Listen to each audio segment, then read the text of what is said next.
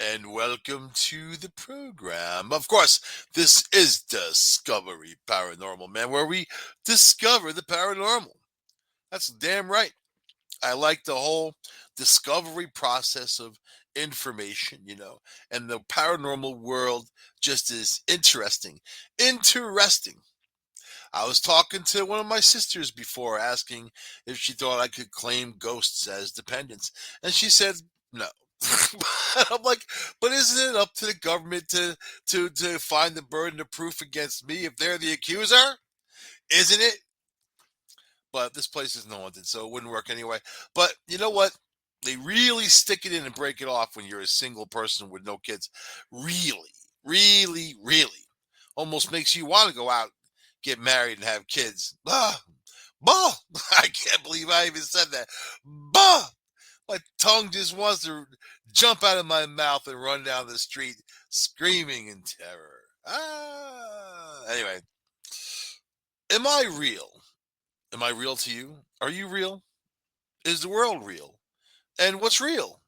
Real as far as senses? What we can sense is real. And what if we can't sense it? What if you didn't have a certain sense? Is it still real? That whole tree falling in the forest, if no one around, does it still make a sound? Is that real?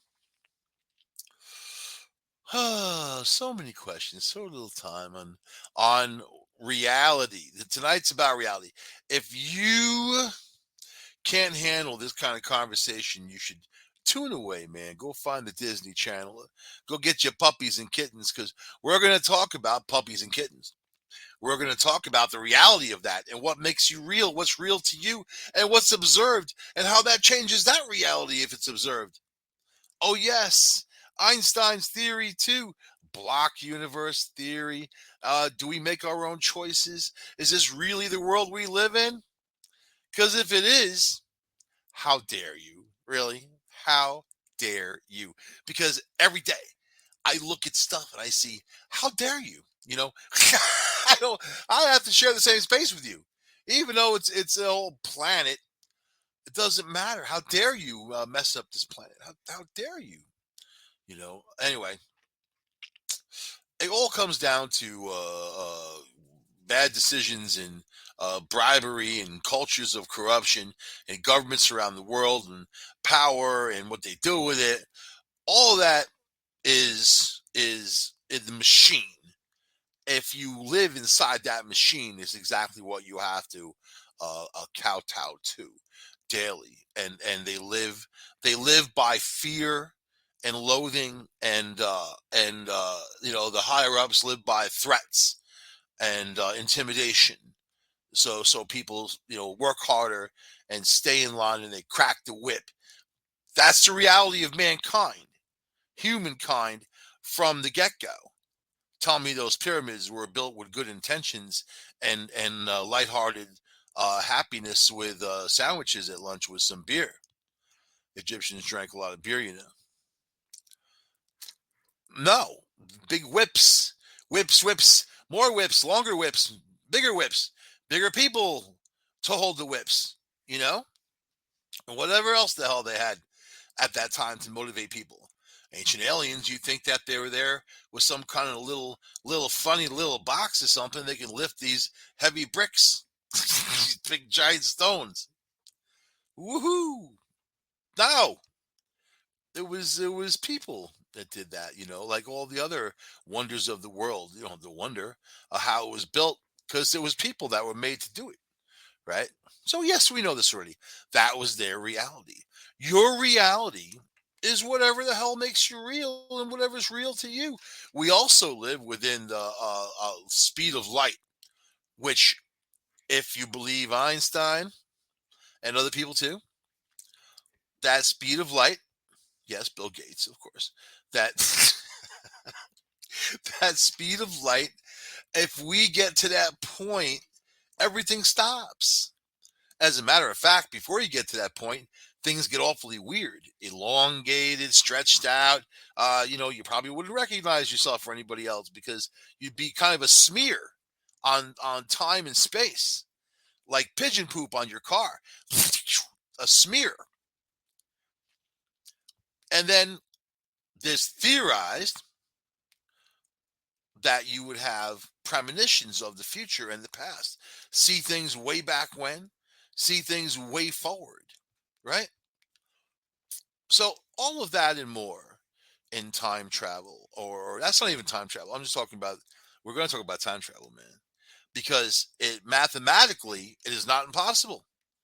If something's possible mathematically, it can be accomplished at some point. You just need the proper technology. But if there is such a thing and you can go to a certain place in time, right? John Trump, Donald Trump's uncle, who was, a big muckety muck of the government back in the day. And when Nikola Tesla died, this guy raided all of his files, took everything. He was a confidant of Tesla. He knew Tesla for years. And before Nikola Tesla died, he said that he had built a time machine. That's why people kind of joked around about Donald Trump, going in a time machine and doing whatever. I don't know what the hell he could have done to do whatever. There is weird stuff that happens, and I don't question it. You know what I mean? Like when it happens, you just have to roll with it because I can't change it. I can only change the way it makes me feel, the way it affects me is the information that I absorb, and that's all. Just like same for you. So our reality is what we absorb, is what affects us. Look at little kids growing up in a terrible, horrible situation in their home of abuse. That reality is what they absorb, is going to transition inside of them and make an impression on what they become. That's their reality. Somebody else's reality made their reality horrible, which is unfair, which is another part of reality or unreality. So is it just not? Is it not that reality? Is this something that we've built, a really high tech Sims game that we have created, and we're just like in the Matrix, in a battery in a tube of slush, of a slurry, a protein slurry, and we're all connected to this big grid, right? That's a lot of people say that, and these are not people like me. These are people actually have a degree and stuff.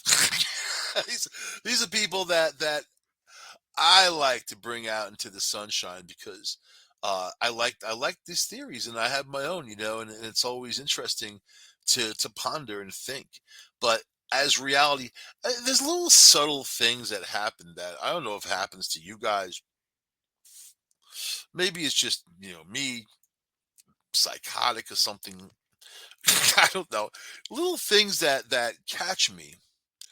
All right, it's gonna sound totally crazy, but this is exactly the show where we can share this type of stuff. So that that in of itself is a reason to be. This is our reality, right? So every once in a while, I'll say a certain word, and then I'll hear the word spoken back to me on TV, talking to a person, and it's just weird. And they're not even common words, and it's just something that is the weirder part is that I notice it. It's not something that's, okay, just happens and it's random and you don't think about it. It's something that stands out like, that's weird. So I tend to think in the paranormal world and the research that I've done in the years that I've done it, you can't really write anything in stone. It's more about it written on an etch a sketch, and sometimes you just need to shake the thing out and start over again. You just need to understand energy, which is the purpose of tonight's show about reality and its energy. So all of reality is energy, and that energy moves and distorts and it does its thing. Okay, let's say you're sitting on a couch right now, right? Nice, comfy couch.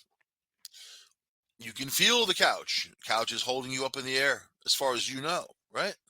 As far as your energy tells you and lets you understand. You can touch the couch, you can rub your hand on it, your dog can come in. Your dog is also in your reality. Jump up on the couch. The dog just farted on your face. That's also your reality. Dog farted. Oh God. You know what I mean? So all of these things are measured in your reality as far as your senses will allow you to, right?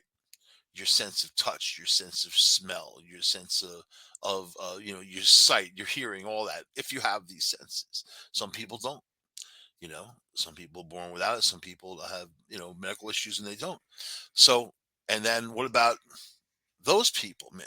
So you know, there were look at Beethoven. Beethoven was I mean, these guys were challenged and they wrote these symphonies, these beautiful things, and some of them were deaf and blind, and they had all this going on because of these senses. Helen Keller, a phenomenal person who had limited senses but created so much.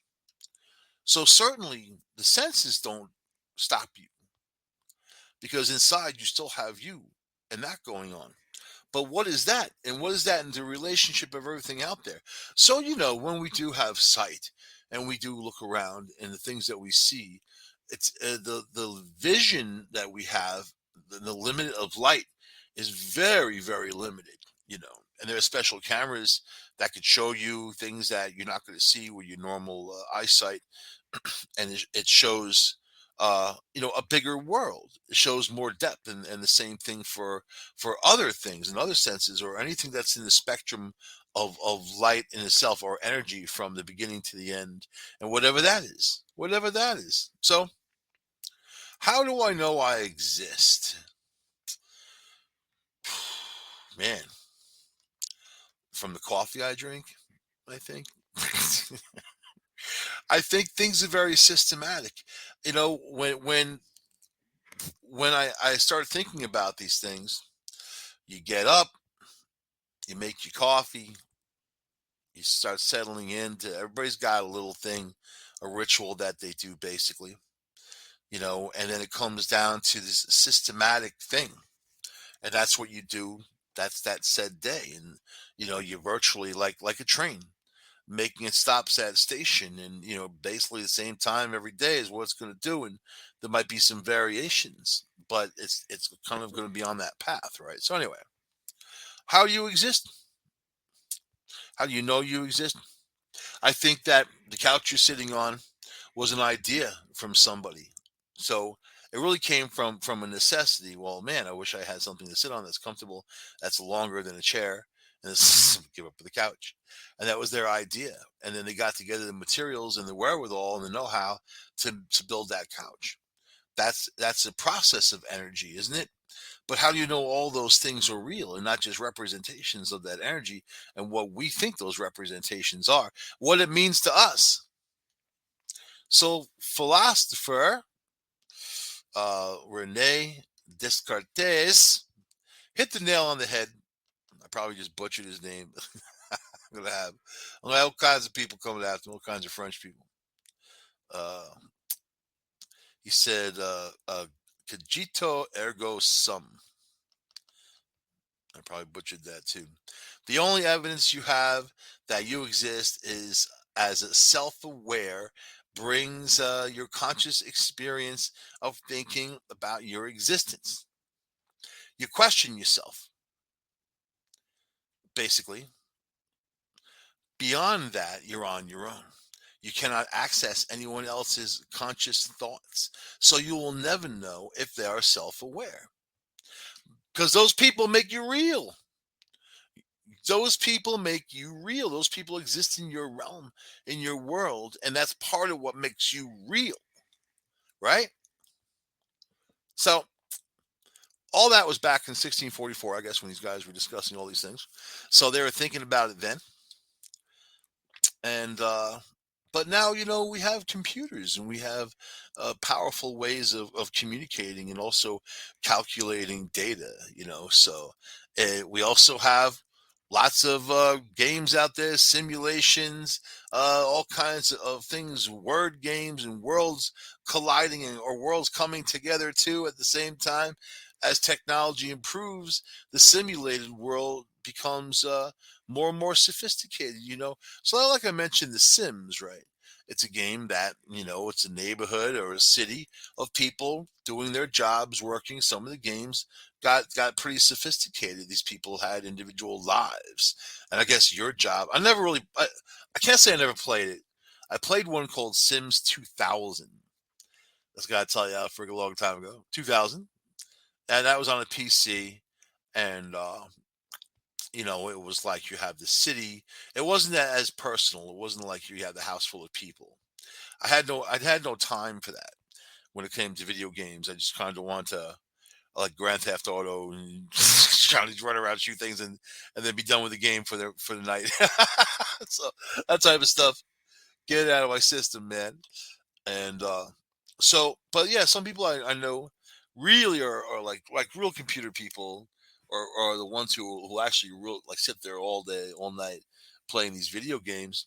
They were getting into the Sims at the time, where there was like individual families and they all had family issues, and one's got to go to the doctor. This one, I mean, you're basically like micromanaging all these families, and it's like it's frustrating. Number one, like because you got enough to deal with in your own life. I think you got to micromanage yourself and do that. But as technology grows, these simulated games are becoming more real. And when I say more real in the sense of reality, and you know, even getting physical in a lot of cases, people wearing special suits, for these games to have sensor points on the suits to give you the sense of something's touching you or whatever, and so it's getting to that point, right? And then of course they always have the ones out there saying they're going to tap into the brain, and that's going to be like direct connection, and all of these ideas are achievable, is the scary thing, and we're moving in that direction. And then what is real upon that reality, you know so this is a show like it's called Red Dwarf. It's a comedy sci-fi show, British. It's not, doesn't air anymore. It's I think there's only maybe 9 seasons or something. Funniest show you can ever watch. Greatest actors, greatest people you never even heard of, which but just funny, amazing. And for what they did, being out in space, like doing what they do. I'm not going to tell you what they all did, but you can go search out for yourself. But in one episode, these guys woke up in a simulator, like a game over, and then they realize that they've been in this game for years, that people paid to be hooked up to these machines, that you're living an alternate life, you're out in space, you're being some kind of hero, all this alter ego type of stuff. And they realize that what were their lives, really, what are their lives about if they wanted to give up years worth of living to be in some simulation, be in some kind of game. So it's philosophical, isn't it? You know, and it's also a train wreck in your brain, because then you have to ask yourself, well, what is life really? Then what am I doing? What is life? What's the goal, right? Because everything you would think would have a goal to it. It gets very philosophical, which we're about to get into. But you know, it really comes down to our reality versus the zombie invasion, right? So it's kind of like the zombie invasion. I met George Romero a long time ago at a you know this movie fest up in Toronto. The last time I actually went anywhere, not really, but you know, the last time I went anywhere without going anywhere. Yeah, Toronto's not that far from me anyway. But they have a big film festival there, and I was happy to go. And I got to meet Tom Savini, who actually lives in Pittsburgh. Great, amazing, unbelievable special effects guy, also actor in all these movies. Man, he's awesome. Was cool. Got to meet his daughter too. But and I know, you know what? All the questions, I didn't ask too many questions, because these guys, they have to deal with that crap all day long from freaks like me. I wasn't even there to be there. I was there to just be there. You know, ever do that? you ever you ever do that? You ever just go there to be there, but you're not there because you want to be you're not you're not it's like if you ever caught me at a NASCAR rally, I'm not there because I want to be there. I'm there because I'm there. There's some stupid reason why I'm there, which you're not going to find me there. So that's why I was there, you know. And I got to meet him. He, big tall guy like me, and we just kind of talked about politics and laughed a bit. You know, he started telling a story about one of the movies he made uh, about fireworks. I don't know if fireworks came up in the conversation. How that he actually put that in one of the scenes in the movies because he was at a fireworks show and these people were looking up and they were all distracted by the colorful lights in the sky and distracted from reality. And I'm like, wow, wow. And here I am talking about it all this time later. So and probably I'll never end up in Toronto again. That's for sure.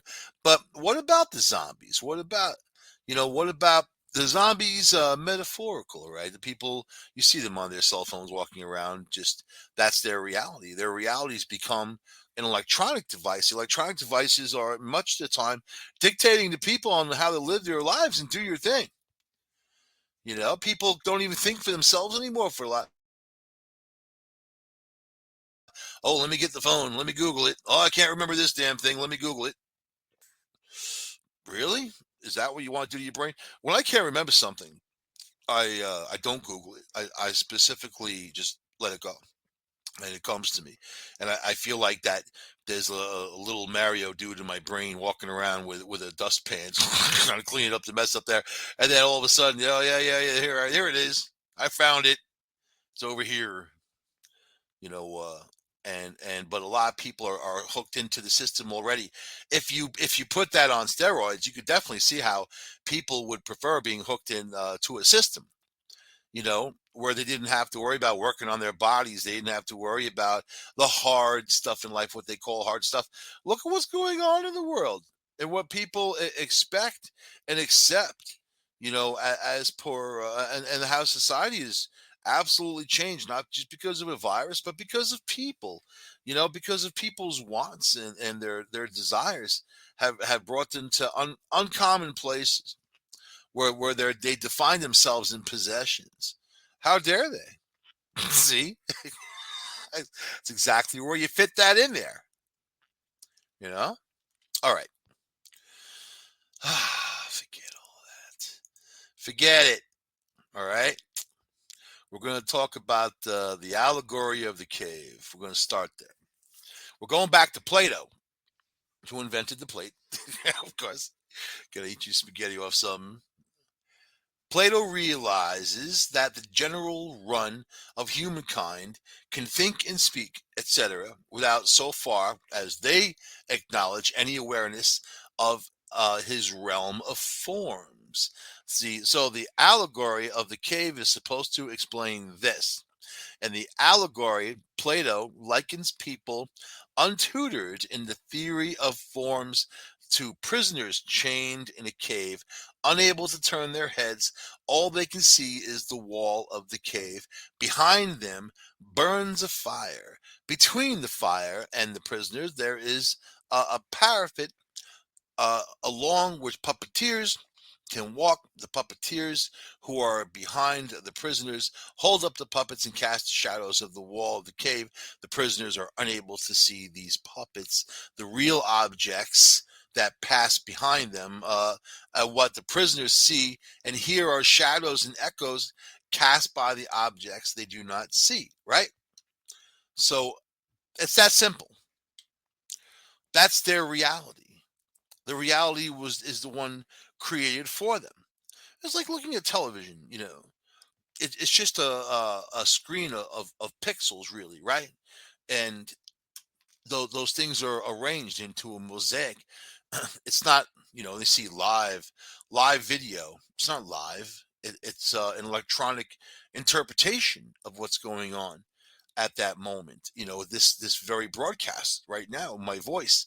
You're not hearing me live. I'm, yeah, sitting here live doing the show, but you're hearing an electronic representation of me. So it's what people create for others and what they know and what their limited sight, limited hearing, limited feelings can understand, right? So I don't know. I'm not going to get into Plato. I just wanted to mention. I just wanted to mention that right quick. All right, consarn it. I'm getting into my curse like a minor 49er. It's working out quite well. God dang it. You know, it's much nicer than the other stuff, man. My New York City slang, which people don't appreciate in certain circles, apparently.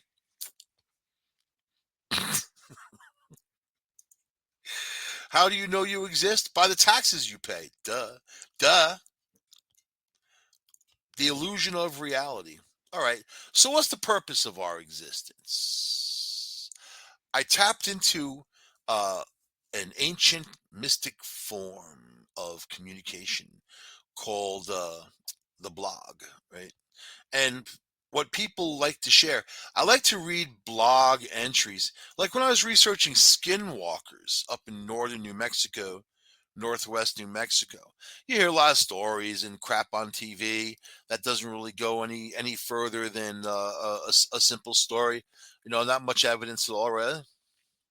But when you read these blogs, these Native American blogs in that area, man, they talk about it all the time. They talk about the experience. They're driving down the road and they saw one. Oh, there was one on top of the ridge. Oh, man, there one came after them. Boom. They got lots, hundreds of stories, if a matter of fact. So don't discount the blog.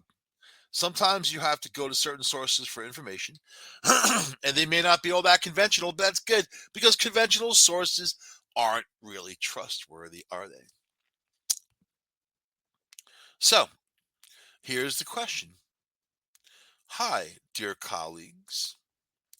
And this question was put out there by Hasiba Ben Bauli, the University of Clef. Right? What is the main purpose of our existence? Is it important to know why we are on this earth? I think that Hamid is probably soul searching for new employment. That's usually the questions you ask yourself when you're looking for a new job. Why am I here? What am I doing? What am I doing? Why am I here? Please tell me. Someone tell me. Give me one of those magic 8 balls. Shake the goddamn thing. Consarn it. I'm going to see what this consarn it thing says. Get yourself a mule and go prospecting. Hmm. Hmm. So, yeah, what is the main purpose of our existence? Is it important to know why we are on this earth? And it often comes down to individual perspective because that's what it is. We all see things differently, hear things differently, experience things differently. Some of us are more emotional than others.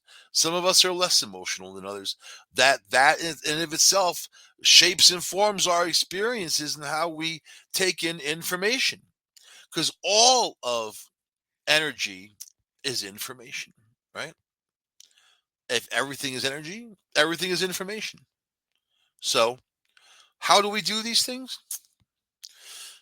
So, all right, let's say there's a car accident.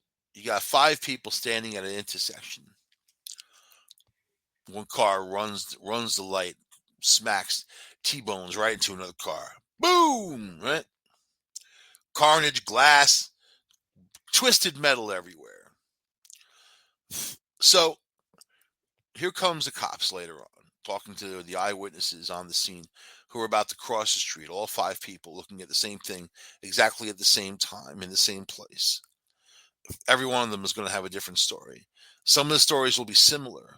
Maybe all of them will have elements of similarity, but all the stories you can count on will be different because people interpret things different. They think differently. If I say the word automobile to you, we're all going to have a different idea of a car, of an automobile. What in our mind pops as an automobile, that simulation in our mind, what's an automobile? But it's not going to be the same. Some people may have the same, but not usually. And of course, on the grand scope, this affects the individual, not people as a whole, right? So it comes down to your own personal experience and what you're doing. So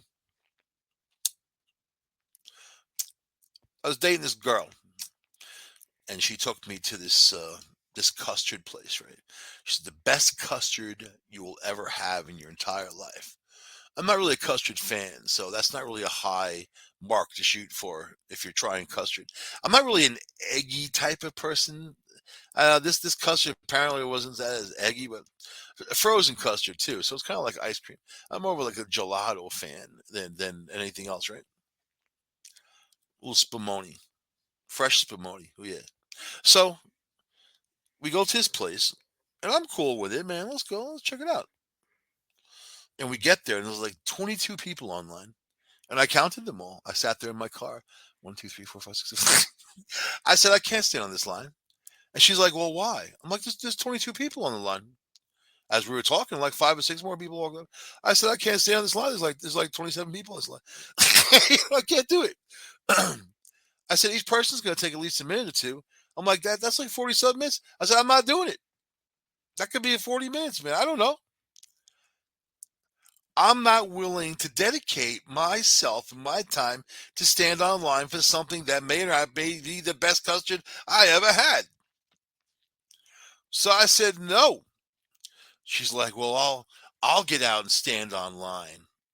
Isn't that like a isn't that like a you know? And I'm like, okay. You know what? I sat there in my car right next to her. She was I had the music on. I was chilling. She's trying to talk to me. I got the music going. And she finally gets up to the window. She's like, do you want one? I'm like, no, I don't. I feel like if I didn't put the time in to be, I don't deserve it. Damn it. Yeah. That's why I hate standing online. I just don't like standing online. That's my problem. Especially now with COVID and people. Now, this was a long time ago, but people bunching up, people getting all together, people standing on top of one another, breathing on each other, coughing right behind you, hacking all over the place. Not a pleasant experience. I lived through Instacart, and I tend not to. I haven't been in a store in months. Months. How is that possible? Instacart. You know? They should advertise on the show. But anyway, if it's to each his own. It's your own personal experience. If you want to wait online, it's your personal experience, but don't try to drag somebody else into it, right? The Buddha said, we're on our own mission. We're on our own, having our own experience. It's not about forcing someone else to have your experience. If that's your reality,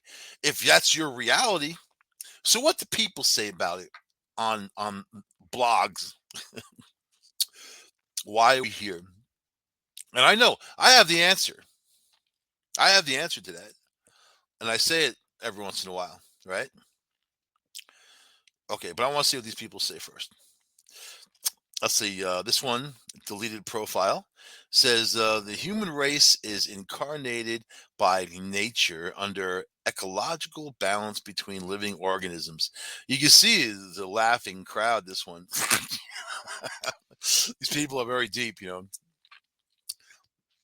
and but they deleted their profile. Let's see. Here's one who is a hospital clinic of Barcelona. Says it is something personal. It depends on the thought of each person, on their religion, of their convictions. Religion of convictions, or convictions of religion, or the price of religion, or just the basic fee you have to pay for religion, depending which one you get a hold of first. I like that Harry Potter religion, man. They seem like they had some bucks. Those guys, except those Weasleys, man, they didn't have too much. Well, at least they had a house. So, all right, whatever. Why are we here? What the hell are we doing here? Okay. And this one answered again. Uh, she said the same thing. Here we go. This guy who's from the Federal Polytechnic, Adu Ekti, Sigun Michael Abagundi, said the main purpose of man's existence is to serve God and be a help hand to others. You know, I like part of that. Serving isn't just being a good person enough, man. I mean, you know, and what does God really want anyway? I see a lot of cash being thrown around, and I don't think God needs any cash at all. But it really comes down to people and their experiences and whatever, some people are really out there with their views, and their views are no more or less important than your own, because we're all on our own, having our own experience. You just have to make sure that those views, if they conflict with your views, don't damage you in any way, or vice versa even, right? Here you go. This is Leonid Vladimirov from the Institute of Chemical Physics. The question is, why are we here? What the hell are we doing? For 1,000 points. He says, what what is the main purpose of existence on the planet Earth is a puzzle. But many overly curious people are trying to solve this problem. With my best wishes of success to all of them. Leonid. You know what? That's the most honest, intelligent answer I've heard.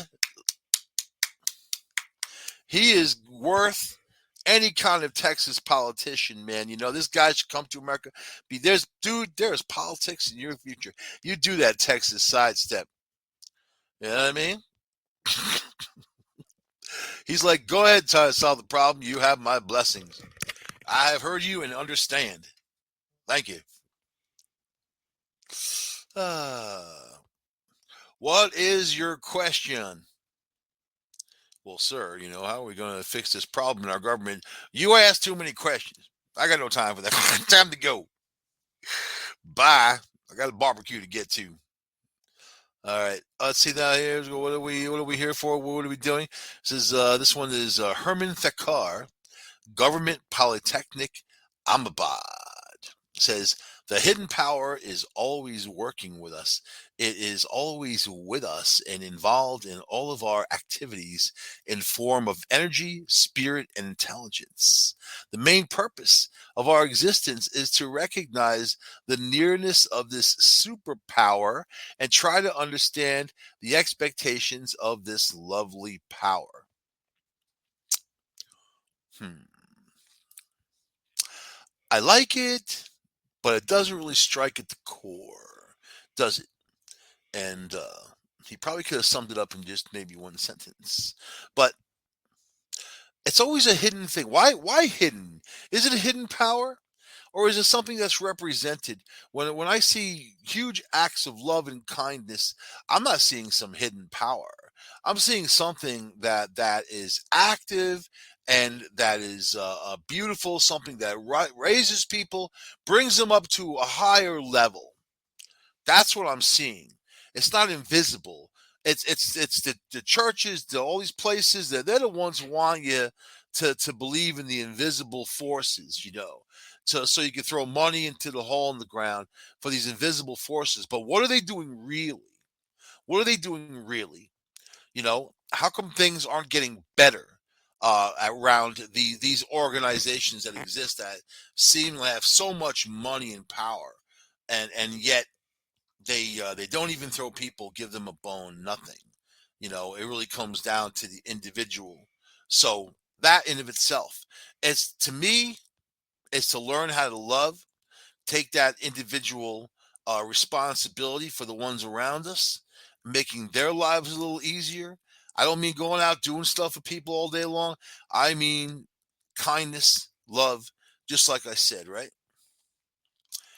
Another deleted profile says, definitely to serve the humanity. You see that word a lot, serve, right?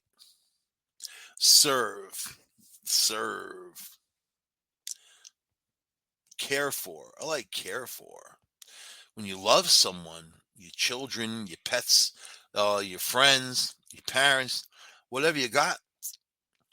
It's you care for them, but you don't take care of them like a horse in a stable. You care for them. It's a different world because you love them. It makes you happy. It makes it. You know what makes you happy to see them smile. That's love too, right there. So let's see. Let's see. Hamid is back. He said, he's going after this other guy, man, Doctor Leonid Vladimirov. He's the one that I kind of applauded, who said my best wishes. Now we answered him back. It's a battle of the scientists, man. Dear Doctor Leonid Vladimirov, thanks a lot for answering this question.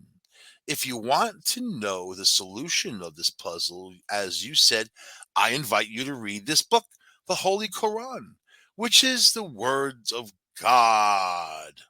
However, you are not forced to believe on it, but I just invite you to take the time to read it and then tell me what you think about it. Infidel? Infidel? I will cut you. Oh, never mind. So here it is. This dude is throwing the Quran at you. Read the Quran as the words of God. Well, since when? Is it all the words of God? If everything is created under in this universe that we understand, that's all the word of God, right? The nutrition label on my coconut water over here is the word of God. If you want to get technical, is it a word that's going to bring you to any kind of skill in life to be kind and loving and caring, or is it something that's just used to as a power and a tool of intimidation, right? I read the Quran, so I understand. One of my friends, Rory, was becoming a Muslim, and back in Queens, back in the day, it was a big deal for a lot of dudes to become Muslim. It was a thing, right? And I'm all for it. Whatever, man. It's you're talking to somebody who became a Rastafarian for a short time.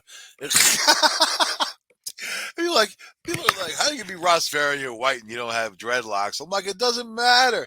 It matters the crowd that you're in, and you're having a good time. And I just like the fact that a true Rasta doesn't like they really they actually do take care of their bodies. They don't get into like eating food dye and things like that. They're good people, man. Take care of their families. I liked learning all about that and all about the communities, man. I met my first Jamaicans in Queens many years ago. So, yeah, man. Yeah, man. So my friend Rory was becoming a Muslim, and he's like, he wanted me to read the Quran to him so he can read it back to me so he can memorize it. And we did that for 2 years, man. Shows you how much I had going on at that time. 2 years we did that, sitting in his car in his driveway. Even weirder, because it was the only place we could get out of earshot of all people is like in Far Rockaway, Queens, man. There's a lot of people around, you know. And you know what? I was happy to do it for him because it was a journey that he was looking to take. You know, that's cool to me. I mean, it takes all kinds, and it doesn't really matter if it's all written on the same page. Then whatever, man. You're all getting on the same train. You know, whatever your beliefs are, you're getting on the same train. Get it? Get it? So this guy's throwing the Quran at this dude. I want to see the guy answer back now. There's like a battle of the scientists. How many people do you actually think actually like really read this? Like besides me, this is this is back. This is September 2018. Oh, this is way before COVID times. I want. Oh no, now he's on somebody else. Uh oh, here we go. Doctor Heeman. Oh, here's another one. I invite you to read the book sent to my colleague. Then tell me what you think about it. Read the Quran. The Quran's a funny thing. It was. This was the deal. It's an awesome story, as a matter of fact. and Muhammad, Muhammad himself, the Prophet Muhammad, has an awesome story.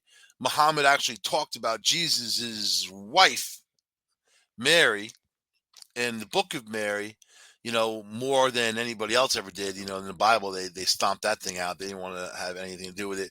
But Muhammad apparently was visited by the Archangel Gabriel, other angels too, but this specifically, Archangel Gabriel took him out in some kind of, you can describe as, craft around the world, and showed Muhammad different civilizations, at that time, and then in the future, and then in the past. Then on another occasion, took him out into the universe and showed him other civilizations and other places. So a lot of this is based in that, and the what Muhammad actually says, and what people interpret it as today, it divides. It's very dividing. Like Muhammad said, men and women enter heaven equally, and then men interpreted that to say, well, then while you're here on earth, and since man is stronger, is going to be the more dominant one, and then women are going to be submissive. Now, you can get that from that. That's pretty amazing to read into it. But it's an interesting book. You should read the Quran.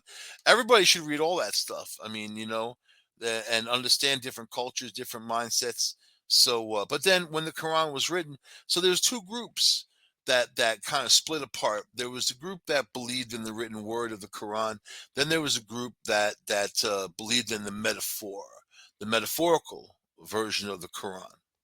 Then those two groups split into four groups, right? And they became, Slytherin, Hufflepuff, Ravenclaw, and Gryffindor. So,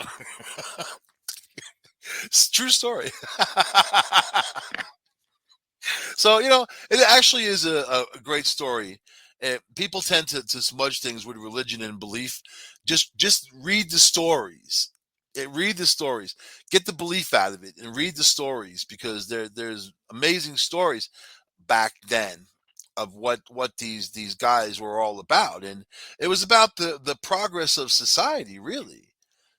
So anyway, I'm gonna end that there. Maybe this guy curse anybody else out? Well, here we go. Here's another one. They're fighting now. Oh, the one guy says, really? That's his answer. Really? So the Quran thumping guy's like, really? This is an excellent answer, which was made by providing a good example of our life to simulate the main goal of our existence on the planet Earth. Saying, really? Read the Quran. this guy, this guy's, oh, here's Leonard. He's back. Dear Dr. Gadori, thank you for your advice. We'll follow it. Leonard. Ooh, oh, I like to dance. A little sidestep, and now you see me, now you don't. I thank you for your advice. I have heard you, and I understand. Thank you, sir. Thank you kindly. This guy Leonard's got career in politics, boy. Hamid's back. Respected Dr. Leonid Vadmirov, I do it with all pleasure. You are welcome. Best regards. See? And everybody's happy. Oh, he's back again. This scientist got a lot of free time, man. I'd be looking at his grant money. And this is a Dr. Stefan. Of course, yes, I agree with you, dear respected Stefan Turnick. I didn't even read that one.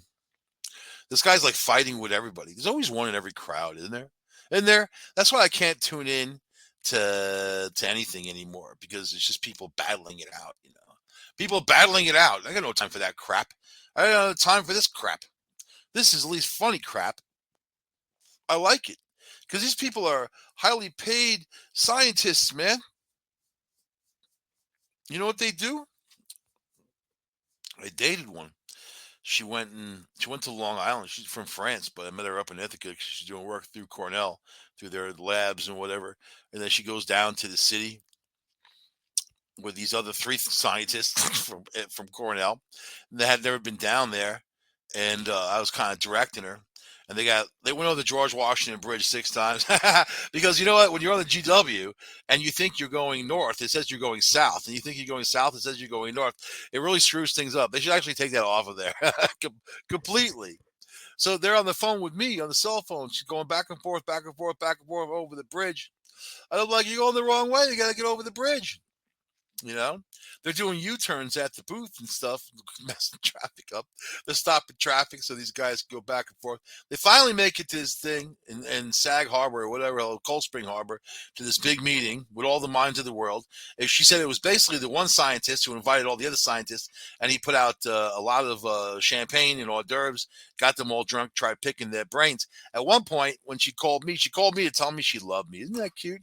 And then she's like, Michael, I love you. I love you. And then all of a sudden, people in the background, they're like, who's who's that? And she's like, oh, it's my love, Michael. And they're like, Michael, we love you, we love you. Then the whole room starts singing, Michael, we love you, we love you. I'm like, who are these people? And she's like, oh, just the leading scientific minds in the world. Like we're in trouble. That's it. That's all that I'm saying. This way, I don't have to second guess myself too hard in life, knowing that these guys are out there. And my answer to them is, I love you back. I love you too. Mwah, mwah, mwah. I'll see you guys next week on Discovery Paranormal. Maybe that's going to be your reality. I don't know. Did we scrape reality? Did we touch reality? Did we penetrate reality? Did we get into reality? I think maybe just a little tiny little bit. Otherwise, whatever. I'll see you guys next week on this here show.